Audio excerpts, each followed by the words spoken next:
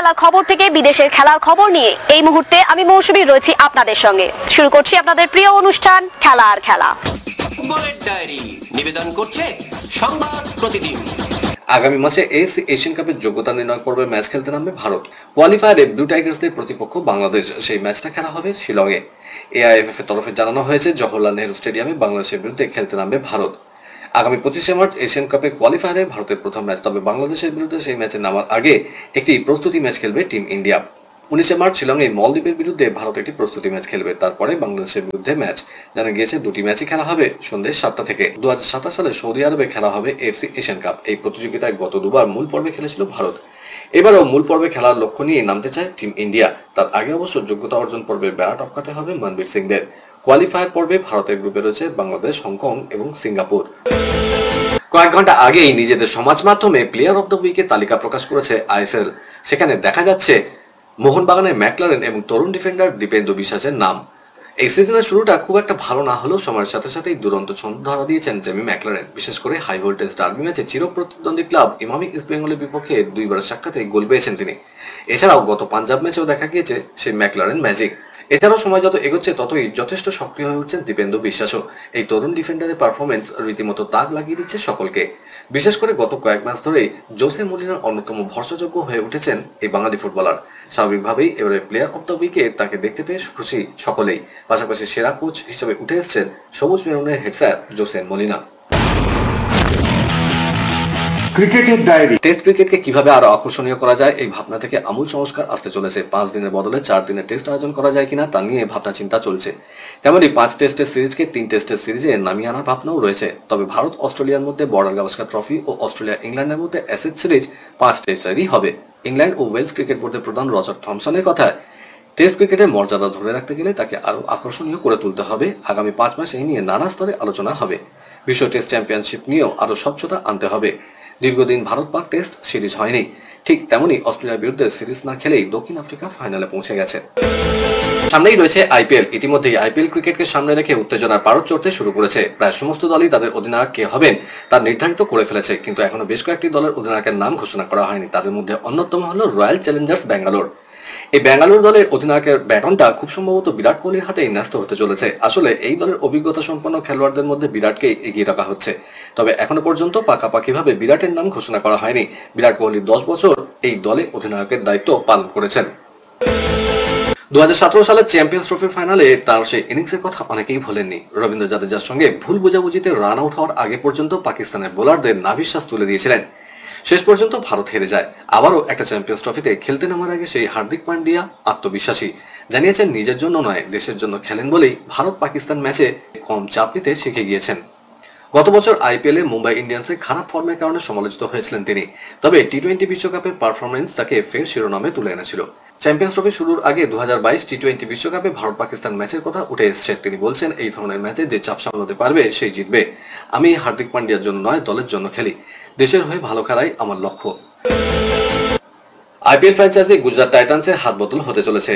এতদিন গুজরাট টাইটান্সের মালিক ছিল CBC capital partners, কিন্তু যা খবর তাতে সিবিসি থেকে 67% শেয়ার কিনে নিতে চলেছে টরেন্ট গ্রুপ। ইতিমধ্যেই আইপিএল গভর্নিং কাউন্সিলের কাছে অনুমোদনের জন্য পুরো বিষয়টা পাঠিয়ে দেওয়া হয়েছে। বোর্ডের সবুজ সংকেত পেলেই আসন্ন আইপিএল এর আগে গুজরাট টাইটান্সের মালিকানার হাত বদল হয়ে যাবে। দীর্ঘদিন ধরে ক্রিকেট খেলছে দক্ষিণ আফ্রিকা, কিন্তু আজ পর্যন্ত একটা চ্যাম্পিয়ন্স ট্রফি ছাড়া আর কোনো আইসিসি ট্রফি জেতেনি তারা। গতবার টি-20 বিশ্বকাপের ফাইনালে ভারতের বিরুদ্ধে অনায়াস জয়ের অবস্থা থেকে অবিশ্বাস্যভাবে হেরে যায় এডেন মার্করাম, হেনরিক ক্লাসেনরা। কিন্তু প্রাক্তন দক্ষিণ আফ্রিকা অধিনায়ক গ্রেইম স্মিথ মনে করেন আইসিসি ট্রফি খরা কাটতে চলেছে দেশের। এবার চ্যাম্পিয়ন্স ট্রফি জিতেই কেটে যাবে সেই খরা।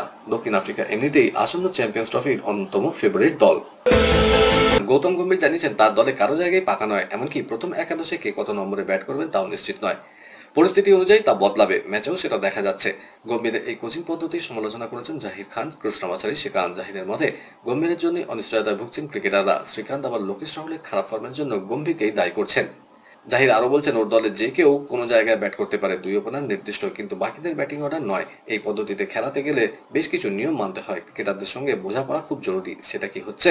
খেলার আরো খবর রয়েছে, কিন্তু এখন সময় একটা ছোট্ট ব্রেকের। ফিরছি ব্রেকের পর, সঙ্গে থাকুন।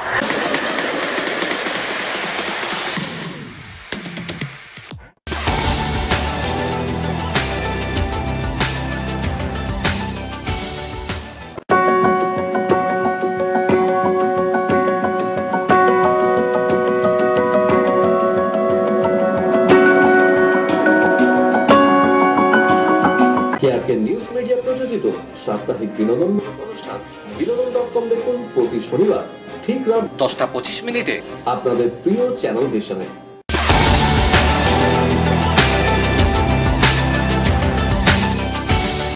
ব্রেকের পর আমি আবার হাজির খেলা আর খেলাতে। বিদেশের ডায়েরি। সরাসরি প্রি কোয়ার্টার ফাইনালে টিকিট অর্জনে ব্যর্থ ইউরোপের সেরা দলগুলো, তাই খেলতে হচ্ছে নকআউট পর্যায়ে। চ্যাম্পিয়ন্স লিগের শেষ দু মরশুমে খেতাব বিজয়ী দল রিয়াল মাদ্রিদ এবং ম্যানচেস্টার সিটি নকআউট ম্যাচে একে অপরের মুখোমুখি হয়েছিল। আজ খেলতে নামছে ইউরোপের আরো এক অন্যতম সেরা দল বায়ার্ন মিউনিখ। আজ রাতে তাদের প্রতিপক্ষ সেল্টিক।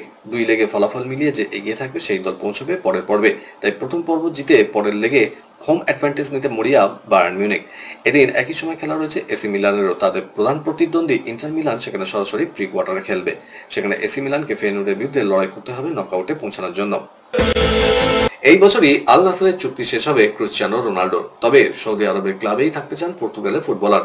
আরো এক বছরের জন্য সেই ক্লাবেই সই করতে চলেছেন তিনি। কয়েকদিনের মধ্যেই সেই ঘোষণা করা হবে বলে জানা গিয়েছে।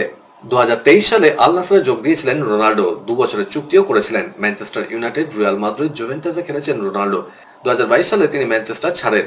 পরের বছরই সই করেন আল নাসরে। সেই সময় 2 বছরের চুক্তিতে সই করেছিলেন। সৌদি প্রো লিগের এক কর্তা জানিয়েছে রোনাল্ডো এখনো সই করেননি, তবে কয়েকদিনের মধ্যেই ঘোষণা হবে।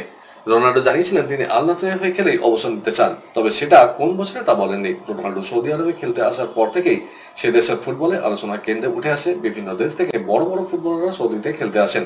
সেই তালিকায় নেইমার, কারিম বেনজেমার মতো ফুটবলার রয়েছেন। 2034 সালে ফুটবল বিশ্বকাপও সৌদি আরবেই হবে।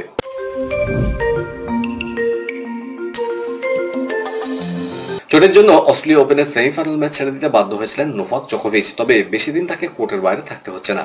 ফেব্রুয়ারিতেই কাতার ওপেনে খেলবেন 24টি গ্র্যান্ড স্ল্যামের মালিক। 100তম খেতাব জেতার অপেক্ষায় বিশ্বের প্রাক্তন 1 নম্বর টেনিস খেলোয়াড়। চোট সারিয়ে ফিট জোকোভিচ। আগামী 17 ফেব্রুয়ারি থেকে শুরু হতে যাওয়া কাতার ওপেনে খেলার কথাও জানিয়েছেন। চোটের জন্য রটারডাম ওপেন এবং সার্বিয়ার হয়ে ডেভিস কাপটাই খেলতে পারেননি জোকোভিচ।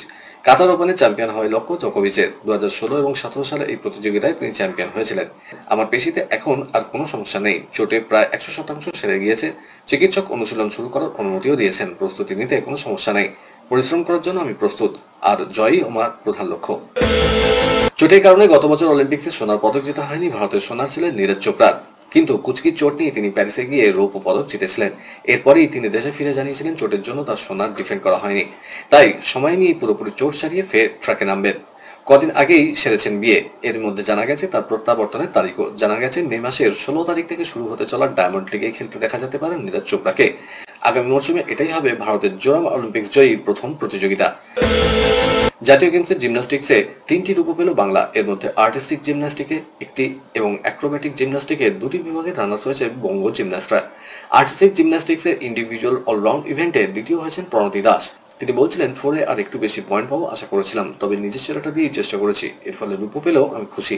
কলকাতার ডায়েরি নিবেদন করছে গুডেস হসপিটাল।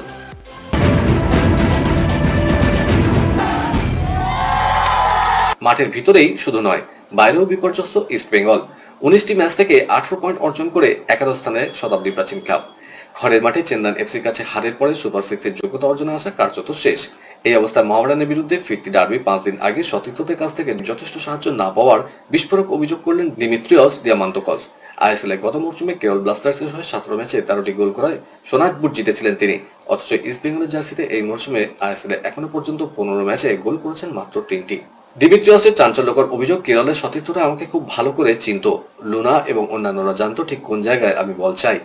আমাদের বোঝাপড়া এতটাই দুর্দান্ত ছিল যে একে অপরের দিকে তাকানোর প্রয়োজন হতো না। কেরলের প্রথম মরশুমে বেশি গোল করতে পারেনি, 21 ম্যাচে 10 গোল। বোঝাপড়া গড়ে তোলা অত্যন্ত জরুরি। ডায়মন্ড হারবার এফসি আবেদন করেছিল 13 ফেব্রুয়ারি কলকাতা লিগে তাদের সঙ্গে ইস্ট বেঙ্গল ম্যাচের দিন পরিবর্তনের জন্য। দিন বদল করছে না আইএফএ। ডায়মন্ড হারবার এফসির তরফ থেকে চিঠি দিয়ে জানানো হয়েছিল আই লিগ, আরএফডিএল এর মতো প্রতিযোগিতায় অংশ নেওয়ার জন্য ওই ম্যাচ 10 কিংবা 11 ফেব্রুয়ারি দেওয়ার জন্য। আইএফএ সচিব অনির্বাণ দত্ত বলছেন, সভাপতি অজিত বন্দ্যোপাধ্যায় অনেক বিবেচনা করেছেন, ওই দিন ম্যাচ দিয়েছেন। ম্যাচ পেছানো সম্ভব নয়। ডায়মন্ড হারবার এফসি সহসভাপতি আকাশ ব্যানার্জি বলেছেন, বৃহস্পতিবার যদি ম্যাচ থাকে তাহলে দল খেলতে যাবে না। ডায়মন্ড হারবার এফসি বলে আসছে তাদের মূল লক্ষ্য আই লিগ দ্বিতীয় ডিভিশন। 14 ফেব্রুয়ারি আরএফডিএল ম্যাচ, 16 ফেব্রুয়ারি তাদের আই লিগের খেলা। কলকাতার ডায়েরি নিবেদন করলো গুডেস হসপিটাল। আজকের মতো এই পর্যন্তই। আগামীকাল আপনাদের সঙ্গে আবার দেখা হবে ঠিক এই সময় এই চ্যানেলে। বাই।